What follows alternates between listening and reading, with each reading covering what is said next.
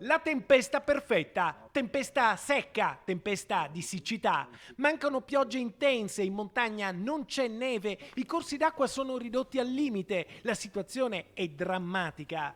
Per salvare le risorse idriche, i raccolti dei campi, i pesci finiti in secca, non bastano soluzioni d'emergenza, ma serve un progetto, un piano strutturale a lungo termine. Dopo l'incontro con i consorzi di bonifica, le associazioni agricole, la polizia provinciale e il bacino di pesca, oggi la provincia di Vicenza scrive una lettera alla Regione Veneto.